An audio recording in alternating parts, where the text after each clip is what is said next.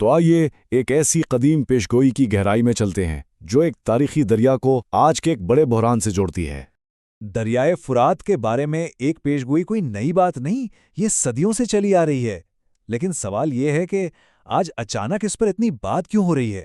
سب سے پہلے تو یہ دیکھتے ہیں کہ یہ پیشگوئی آخر ہے کیا۔ ایک ایسی پیشگوئی جس میں بے پناہ دولت اور ایک تباہ کن جنگ کا ذکر ہے۔ اس پیشگوئی کا مرکزی خیال ایک حدیث سے لیا گیا ہے اور اس میں کہا یہ گیا ہے کہ ایک ایسی ہولناک جنگ ہوگی، ایسی لڑائی کہ اس میں شامل ہر 100 میں سے 99 لوگ مارے جائیں گے۔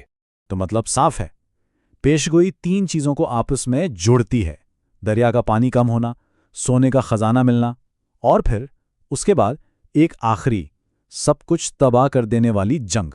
چلیں اب بات کرتے ہیں اس دریا کی جو اس ساری کہانی کا مرکز ہے۔ آخر دریائے فرات اتنا خاص کیوں ہے؟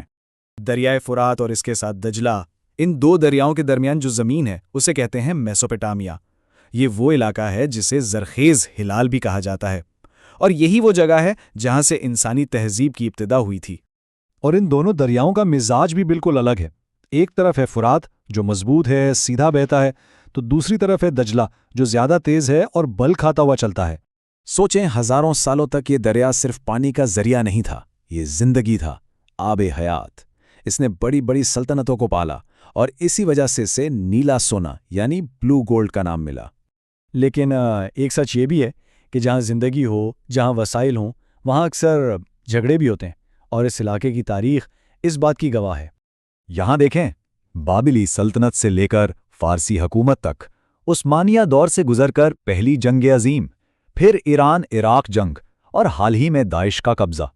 یہ ٹائم لائن بس ایک جھلک ہے اس ناختم ہونے والے سلسلے کی جو اس زمین پر ہزاروں سال سے جاری ہے۔ اور 20ویں اور 21ویں صدی میں تو یہ تشدد اور بھی بڑھ گیا ہے۔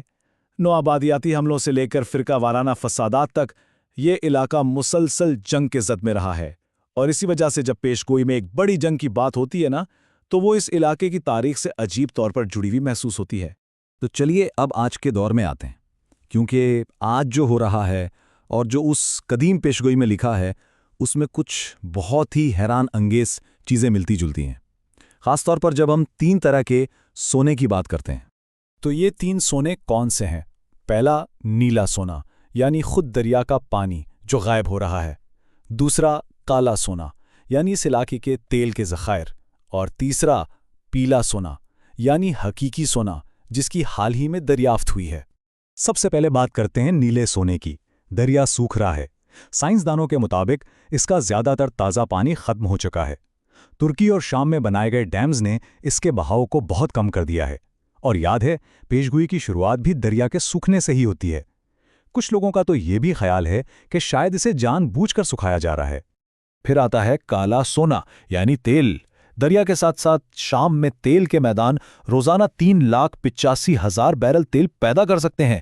سوچیں کتنا بڑا وسیلہ ہے یہ، اور یہی آج کل کی جنگوں کی ایک بہت بڑی وجہ بھی ہے۔ اور اب بالکل آخر میں اصلی سونا۔